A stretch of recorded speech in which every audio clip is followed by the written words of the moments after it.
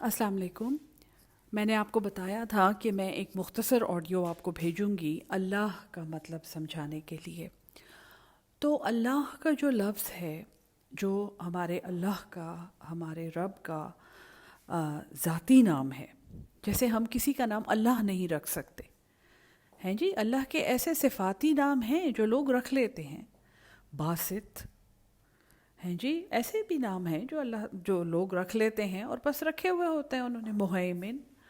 लेकिन अल्लाह और रहमान, अल्लाह के ऐसे ज़ाती नाम हैं जो डायरेक्टली नहीं रखे जा सकते। अक्सर आपने देखा होगा अगर कोई ये नाम रखता भी है तो अब्दुल्लाह है, अल्लाह का ग़ुलाम, अल्लाह का बंदा। तो अल्लाह जो है, सबसे पहले तो दुनिया की सबसे पुरानी ज़बान जो कि हज़रत इब्राहीम अलैहिस्सलाम और शायद उनसे पहले भी हज़रत नूह अलैहिस्सलाम जो ज़बान बोलते थे, अरमेक नाम है उसका। और अरमेक में जो अल्लाह के लिए जो लफ्ज़ इस्तेमाल हुआ है, जो कि तौरा की जो ओरिजिनल अब हमारे पास जो हिस्सा मौजूद है और बाइबल का जो ओल्ड टेस्टामेंट है उसके कुछ हिस्से अरमेक में मौजूद हैं, उसमें अल्लाह का नाम है इलाही। ये लफ्ज़ हम आज भी इस्तेमाल करते हैं। इलाहा कहते थे वो, और इसका मतलब था माबूद, यानी वो ज़ात, वो या इंग्लिश में जैसे हम कहते हैं द डियटी, यानी वो एक जैसे देवता जिस लफ्ज़ से निकला है, डियटी है इंग्लिश में उसका नाम। तो वो देवता या वो ज़ात जो है जिसकी इबादत की जाती है, जिसके लिए दुआ की जाती है, जिसके सामने झुका जाता है, जिसके सामने कुर्बानी की जाती है, यानी इबादत के मुख्तलिफ़ जो तरीक़े थे पुराने ज़माने से, हज़ारों साल पहले से लेकर आज तक, वो तरीक़े जिस ज़ात के लिए किए जाते हैं उसको अरमेक में इलाहा कहते थे, इलाहा या इलाही। और ज़ाहिर है ये अल्लाह जैसा ही लफ्ज़ है। अच्छा, उसके बाद इब्रानी में आ जाएं, हिब्रू में उन्होंने अल्लाह के मुख्तलिफ़ नाम रखे हुए हैं। और उनका जो नाम यानी जो तौरा में मौजूद है वो है यावे। और यावे का एक अलग मतलब है, वो अल्लाह जैसा लफ्ज़ नहीं है। ऑल्दो आप जूइश आलिमों की, रैबाइस की अगर आप बातें सुने और उनके लेक्चर्स सुने तो वो ये कहते हैं कि यावे का जो लफ्ज़ है जो अल्लाह ने अपने लिए इस्तेमाल किया था जब वो पहाड़ पर हज़रत मूसा के साथ अल्लाह ने बात की थी, तो अल्लाह ने कहा था कि हज़रत मूसा ने पूछा कि कौन हो तुम कौन हो?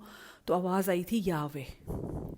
और यही नाम, वो अल्लाह का ज़ाती नाम, हिब्रू में या इब्रानी ज़बान में यावे इस्तेमाल होता है।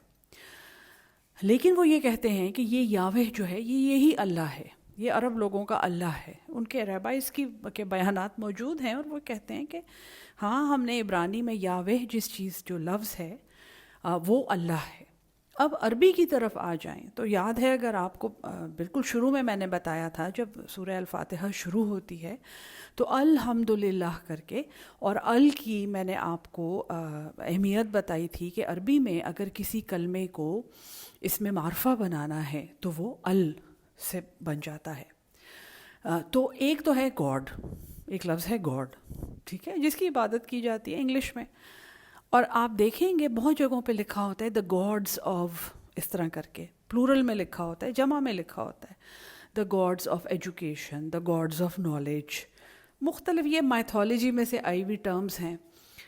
तो वो गॉड्स जो हैं अगर आप अरबी में कहेंगे या वो गॉड जो है तो उसको इलाह कहेंगे। इलाह वो चीज़ है जिसकी इबादत की जाए। अभी मैंने बताया अरमेक में यही लफ्ज़ है, इब्रानी में भी यही लफ्ज़ है। उसके बाद अरबी में इलाह यही लफ्ज़ है जिसका मतलब है जिसकी इबादत की जाए। हाँ, एक ख़ास इलाह, अल इलाह, वो लफ्ज़ जो है वो इस्तिलाह में अल्लाह बन जाता है। यानी एक तो है गॉड और एक है द गॉड, वो बन जाता है अल्लाह। ठीक है जी, ये एक एक्सप्लेनेशन है। एक और इसकी एक्सप्लेनेशन ये है कि इलाह का लफ्ज़ जो है, जैसे हम उर्दू में कहते हैं ना आला, तो इलाह का लफ्ज़ एक तो माबूद है, दूसरा इसका मतलब है आला यानी इंस्ट्रूमेंट, कोई भी काम करने का ज़रिया, कोई भी काम करने का वसीला। एक इंस्ट्रूमेंट होता है ना, पेन से हम लिखते हैं, छतरी से बारिश से बच जाते हैं, जूता पहनते हैं, पैर बचाते हैं, हर चीज़ का एक इंस्ट्रूमेंट होता है। ایک طریقہ ہوتا ہے، ایک آلہ ہوتا ہے جس کے ذریعے آپ وہ کام کرتے ہیں. وہ آلہ جو ہے ایک تو آلہ ہے، لیکن دا انسٹرومنٹ یعنی ہر کام کرنے کا، ہر مقصد تک پہنچنے کا، ہر بات پوری کرنے کا ایک جو فائنل وسیلہ ہے، ایک جو فائنل ذریعہ ہے، دا انسٹرومنٹ، وہ اللہ.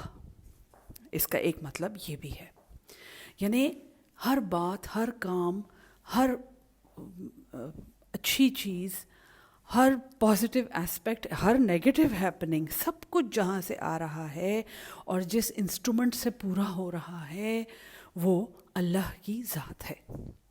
تو یہ دو مطلب میں نے آپ کو سمجھانے تھے، یہی امپورٹنٹ ہیں اور یہی باقی زبانوں کے ساتھ ملتے جلتے ہیں.